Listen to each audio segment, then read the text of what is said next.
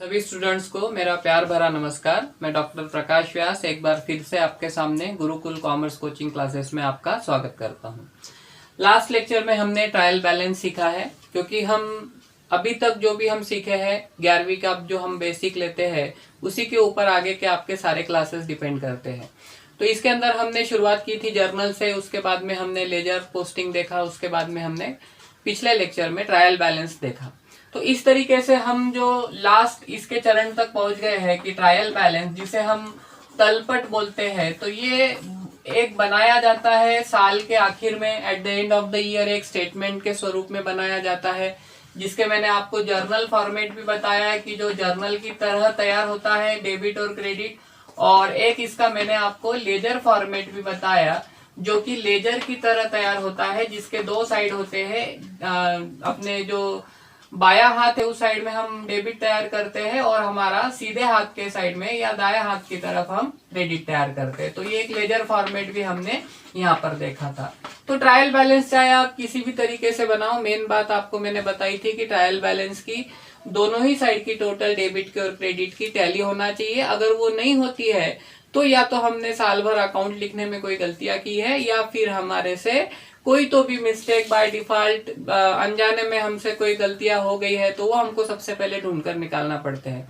तो उसके लिए एक अलग से और टॉपिक है। अगर ट्रायल बैलेंस टैली नहीं होता है तो हम लोगों को रेक्टिफिकेशन करना पड़ता है, वो एक अलग से टॉपिक है। लेकिन अगर फिलहाल अभी हमको फाइनल अकाउंट जानना है तो हम अभी यही जानेंगे कि ट्रायल बैलेंस अगर हमारा टैली हो गया है तो उसके बाद में हम फाइनल अकाउंट प्रिपेयर करने वाले हैं। फाइनल अकाउंट ये हमारे साल के अंतिम लेखे होते हैं, जिन्हें कोई भी व्यापारी खुद का प्रोग्रेस देखने के लिए तैयार करता है। अब जाहिर सी बात है कि अगर आप साल भर पढ़ाई करते हो तो साल भर पढ़ाई करने के बाद में आपको एग्जाम ली जाती है और एग्जाम के बाद में आपके पेपर चेक होते हैं और पेपर चेक होने के बाद में आपका रिजल्ट सामने आता है। उस रिजल्ट में आपको पता लगता है कि आप कौन से विषयों में आप परफेक्ट अच्छे से काम आपने किया है, कौन से विषयों में आप वीक हो, कौन से विषय की आपको ज्यादा तैयारी करना चाहिए, कौन से विषय में आपकी ज्यादा रुचि है। मतलब अनेक तरीकों से हम उसका एनालिसिस कर सकते हैं और खुद की हम खूबियां और कमियां हम जान सकते हैं। तो इसी तरह कोई व्यापारी साल भर अगर जर्नल और लेजर के माध्यम से अपना अकाउंटिंग व्यवहार करता है, लिखता है, तो उसे साल के आखिर में फाइनल अकाउंट बनाकर वो देखता है कि उसके बिजनेस में उसकी पोजीशन क्या चल रही है, वो प्रोग्रेस में है, डेवलपमेंट में है। अगर वो प्रोग्रेस में है, डेवलपमेंट में है, तो उसे और किस तरीके से बढ़ाया जाए। अगर कंपटीशन के अंदर वो खुद को फेस नहीं कर पा रहा है तो फिर उसको किस तरीके से हम लोग वहां पे क्या इनोवेटिव कुछ नया करें ताकि कस्टमर हमारी तरफ आकर्षित हो। मतलब बहुत सी ऐसी बातें हैं जो एक व्यापारी के लिए डिसीजन मेकिंग में ज्यादा महत्वपूर्ण होती है, और वो हम यहाँ पर फाइनल अकाउंट के माध्यम से हम वो ढूंढ सकते हैं।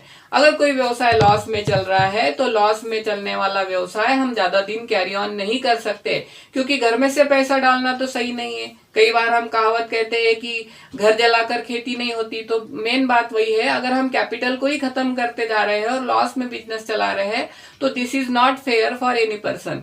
तो इसके लिए ऐसे व्यवसाय को बंद करना या व्यवसाय में कुछ तो भी बदलाव लाना बहुत जरूरी है। तो बहुत सी ऐसी बातें हैं जो हमको फाइनल अकाउंट से हमारे को कुछ लाभ होते हैं, और इसके जो रिजल्ट हमारे सामने आते हैं इससे हम अनेक प्रकार के नए चेंजेस हमारे बिजनेस में कर सकते हैं। तो जैसे फाइनल अकाउंट का मतलब क्या हुआ, हम लोगों को करना क्या है फाइनल अकाउंट में। हम अगर अभी हम सोल ट्रेडर का हम 11th में देखते हैं, बाद में जो अभी एकल व्यापारी है, व्यक्तिगत व्यापारी, और जब 12th में हम आते हैं तो हम भागीदारी संस्था का या पार्टनरशिप का फाइनल अकाउंट देखते हैं। तो मेरा ऐसा मानना है कि अगर आप 11वीं का जो आपका अंतिम खाते जो हम जो फाइनल अकाउंट तैयार करेंगे सोल ट्रेडर के लिए, ये अगर आप अच्छी तरीके से समझ लें तो मैं आपको चैलेंजिंग बोलता हूं कि आपको 12वीं में बिल्कुल भी कोई परेशानी नहीं आएगी, क्योंकि बेसिक बातें यही है। सिर्फ एक पार्टनरशिप का कैपिटल अकाउंट या करंट अकाउंट हमको वहां पर ओपन करना पड़ता है। यहाँ पर एक ही व्यक्ति का होने से हम वो ओपन ना करते हुए सीधा बैलेंस शीट में दिखा देते हैं। तो इस तरीके से ये आप अच्छे से जान ले। एडजस्टमेंट इंट्रीज क्या होती है ये भी हम आपको बताएंगे, एक एक भाग हम आपको लेने वाले इसके नेक्स्ट पार्ट में। सबसे पहले हम ट्रेडिंग अकाउंट देखेंगे, फिर हम प्रॉफिट एंड लॉस देखेंगे अकाउंट, और उसके बाद में हम बैलेंस शीट देखेंगे, और उसके बाद हम देखेंगे कुछ एडजस्टमेंट इंट्रीज। मतलब बहुत लंबा भाग है लेकिन बहुत इजी है।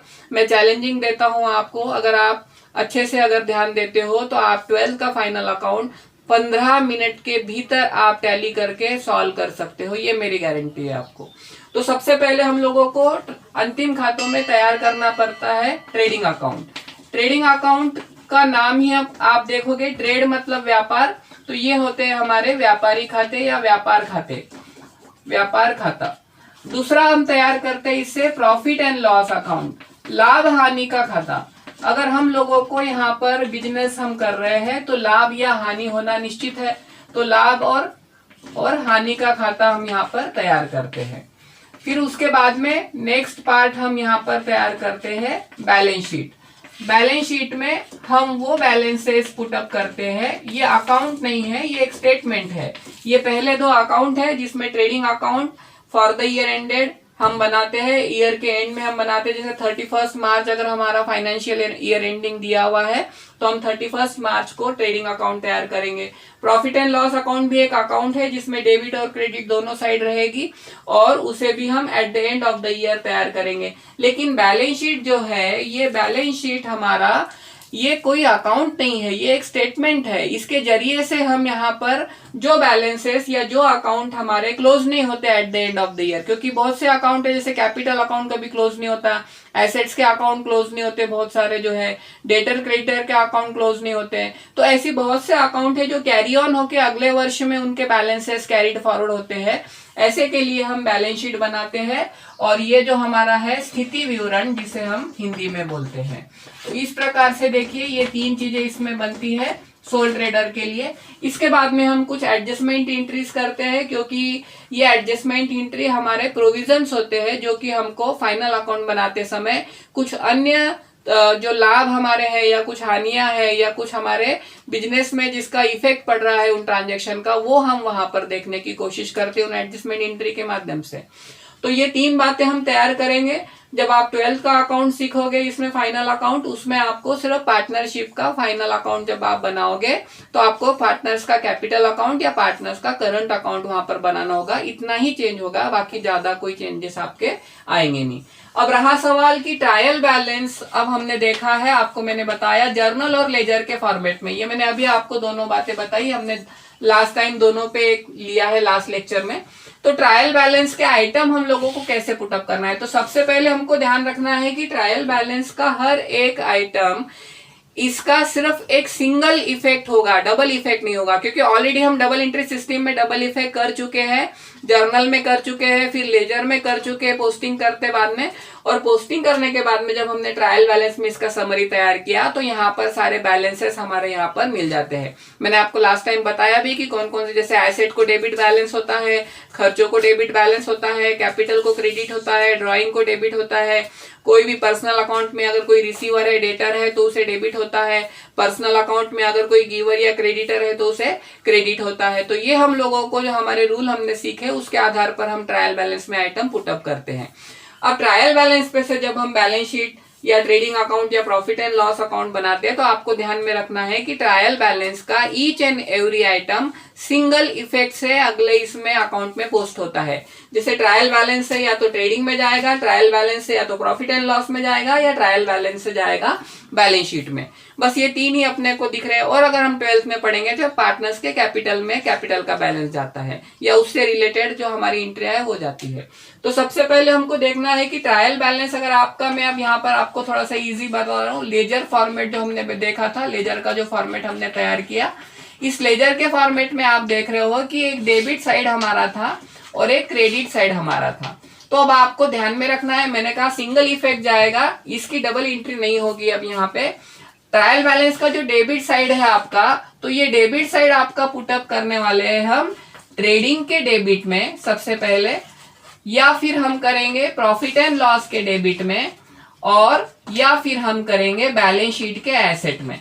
क्योंकि बैलेंस शीट जब स्टेटमेंट हम तैयार करते हैं तो इसमें भी हम एक साइड में एसेट लिखते हैं और एक साइड में हमारी लाइबिलिटीज लिखते हैं। और एसेट को आपको पता है डेबिट बैलेंस होता है और लाइबिलिटीज को क्रेडिट बैलेंस होता है। तो ट्रायल बैलेंस का जो हमारा डेबिट साइड है, या तो वो ट्रेडिंग के डेबिट में जाएगा, प्रॉफिट एंड लॉस के डेबिट में जाएगा, या बैलेंस शीट के एसेट में जाएगा। ये आपको ध्यान में रखना है। जैसे अगर कोई हमारा परचेस है तो ट्रेडिंग में चला गया, कोई सैलरी है तो हमारा प्रॉफिट एंड लॉस में चला गया, कोई डेटर का अकाउंट, यहाँ पे डेटर का बैलेंस दिया हुआ है तो वो हमारा एसेट में चला गया। तो इस तरीके से एक सिंगल इफेक्ट के साथ हम उसको पुटअप करेंगे। सबसे पहले तो हमको पुटअप करते आना चाहिए। रहा टैली का सवाल, वो आगे की स्टेप है। सबसे पहले हम आइटम पुटअप करना सीखेंगे। तो ट्रेडिंग के डेबिट में, प्रॉफिट एंड लॉस के डेबिट में और एसेट के डेबिट में। तो इससे आपको क्या कंक्लूजन मिलता है कि डेबिट वाला आइटम डेबिट में ही पोस्टिंग होगा। अगर आपको शर्ट पहनना है तो आप ऊपर ही पहनोगे, नीचे नहीं पहनोगे। नीचे तो पैंट ही पहनोगे, ऊपर शर्ट पहनेंगे हम लोग। मतलब जिसकी उसकी जो जगह है वो फिक्स है।